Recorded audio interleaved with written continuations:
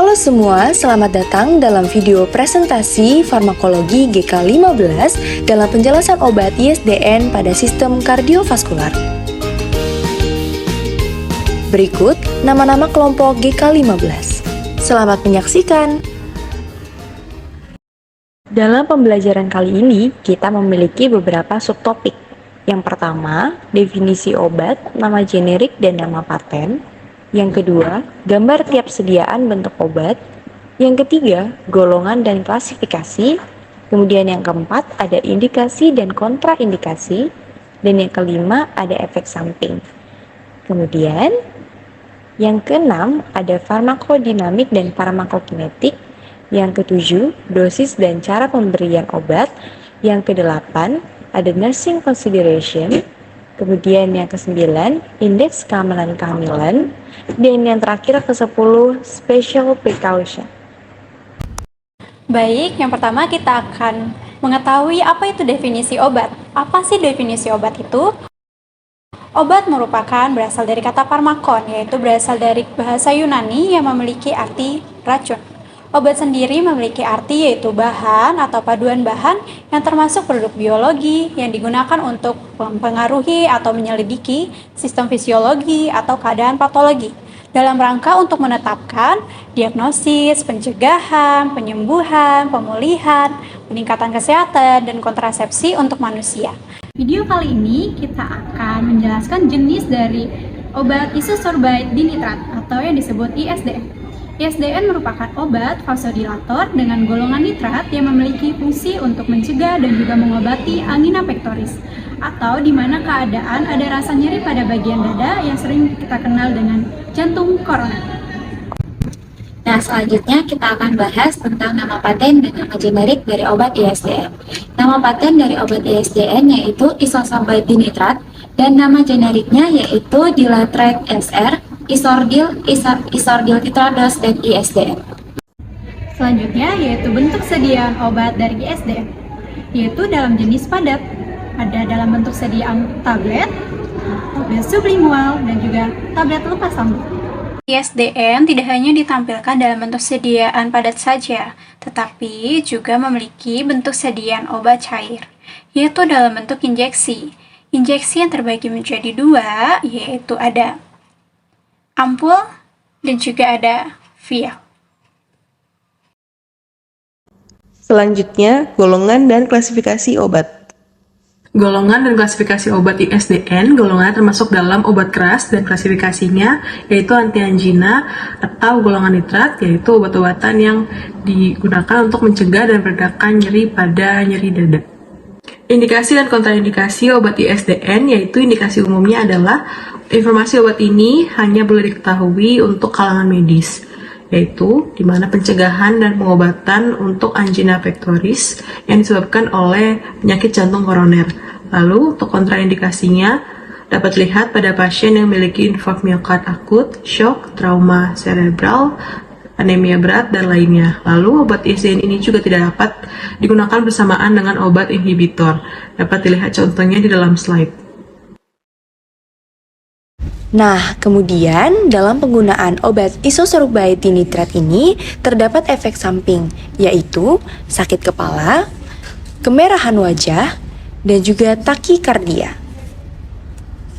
Nah, selanjutnya tentang farmakodinamik dan farmakokinetik obat ISDN. Farmakodinamik. Isosorbate dinitrat atau ISDN bekerja sebagai vasodilator, yaitu dengan cara melebarkan pembuluh darah atau merelaksasikan daging pembuluh darah, sehingga aliran darah ke otot jantung menjadi lebih cepat saat didistribusikan. Nah, cara kerja isosorbate dengan nitratnya yang memberikan efek dengan melepaskan NO dan mengaktifkan enzim guanilin chilase yang larut dalam otot pembuluh darah untuk melebarkan pembuluh darah. Nah, farmakokinetik. ISDN tidak diberikan dalam waktu lama dan harus dihentikan apabila tekanan darah pasien telah mencapai lebih dari 100 mm air raksa karena efek samping obatnya yang menyebabkan hipotensi. Nah, jika pemberian per oral ISDN, durasi aksinya mencapai 4-6 jam. Dan jika diberikan secara sublingual, durasi aksinya 10-60 menit. Nah, metabolisme ISDN terdapat di dalam hati. dan dieliminasikan melalui aliran darah dari hati dengan waktu paru selama 1 jam. Farmakokinetik obat ISDN yang terbagi atas 1. Penyerapan, yaitu mudah diserap dari mukosa mulut atau sublingual dan dari saluran pencernaan yaitu oral.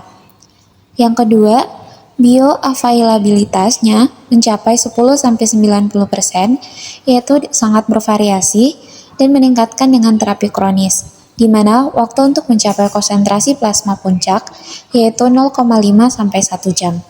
Yang ketiga, distribusi. Didistribusikan secara luas dengan volume distribusi 2-4 liter per kilogram, dengan pengikatan protein plasma kurang dari 1%. Yang keempat, metabolisme. Mengalami metabolisme lintas pertama yang ekstensif, terutama di dalam hati, menjadi isosorbit 2 mononitrat dan isosorbit 5 mononitrat, yaitu metabolit aktif utama. Yang keempat, yaitu ekskres, di mana waktu paru eliminasi kira-kira 1 jam atau isosorbit dinitrat, dan kira-kira 5 jam untuk isosorbit 5 mononitrat, dan kira-kira 2 jam untuk isosorbit 2 mononitrat. Selanjutnya, kita akan membahas tentang dosis dan cara pemberian obat ISDN. Pada angina, obat ISDN diberikan secara sublingual atau spray dengan dosis 2,5 mg sampai 10 mg untuk menghilangkan serangan akut. Untuk maintenance jangka panjang, obat ISDN dapat diberikan secara oral dengan dosis 20 mg sampai 120 mg sehari dalam dosis terbagi sesuai dengan kebutuhan pasien. Untuk menghindari efek samping, peningkatan dosis harus dilakukan secara bertahap sampai mencapai dosis maksimal yaitu 240 mg. Selanjutnya, obat ISDN dapat diberikan melalui IV pada kondisi angina tidak stabil dan dosis dititrasi sesuai dengan respon pasien dalam kisaran dosis 2-12 mg per jam, namun pada beberapa pasien mungkin diperlukan sampai mencapai maksimal 20 mg per jam. Selanjutnya, nursing consideration. Peringatan klinis. Kebingungan nama telah terjadi antara isordil atau isosorbide dengan lendir. Diharapkan penggunaan obat ini dengan hati-hati. Selanjutnya pada bagian intervensi. Yang pertama, berikan sublingual di bawah lidah atau di kantung bual, pastikan untuk mencegah pasien menelan obat. Yang kedua, pastikan membuat periode bebas nitrat untuk meminimalkan toleransi pada pasien. Yang ketiga, peringatan yaitu berikan tablet kunyah secara perlahan hanya 5 mg pada awalnya karena dapat terjadi hipotensi berat. Benar-benar pastikan bahwa pasien tidak mengunyah atau menghancurkan peprat SR atau ER. Selanjutnya, berikan sediaan oral saat perut kosong, 1 jam sebelum atau 2 jam setelah makan.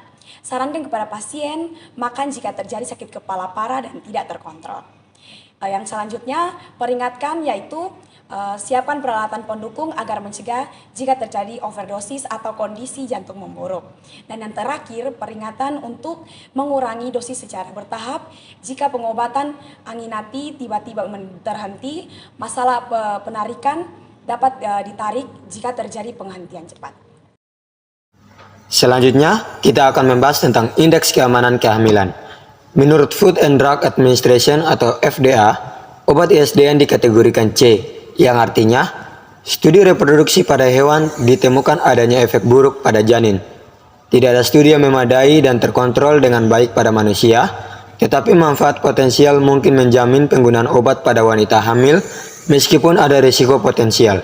Sedangkan menurut Therapeutic Goods Administration atau TGA, obat ISDN dikategorikan B1, yang artinya pasien yang mengonsumsi obat ISDN masih terbatas dan tidak ditemukan adanya peningkatan frekuensi malformasi atau efek bahaya, baik secara langsung maupun tidak langsung, pada janin manusia yang telah diamati.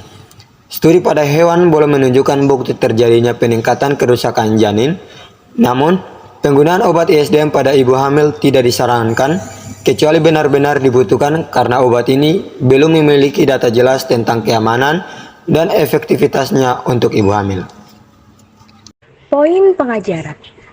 Pertama, letakkan tablet sublingual di bawah lidah atau di pipi pasien dan pastikan pasien jangan mengunyah, menelan, atau menghancurkan tablet.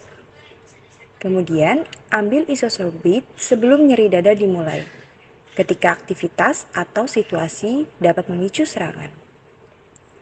Lalu, ambil dinitrat isosorbit oral saat perut kosong, 1 jam sebelum atau 2 jam setelah makan. Jangan mengunyah atau menghancurkan preparat pelepasan yang diperpanjang atau berkelanjutan. Jangan mengonsumsi isosorbit mononitrat untuk meredakan episode angina akut. Kemudian, obat ini memiliki efek samping seperti yang pertama, pusing. Pusing ini mungkin bersifat sementara. Oleh karena itu, berhati-hatilah untuk mengubah posisi secara perlahan. Yang kedua, sakit kepala. Maka, berbaring di lingkungan yang dingin, istirahat, minum obat dengan makanan. Yang ketiga, leher atau wajah akan memerah.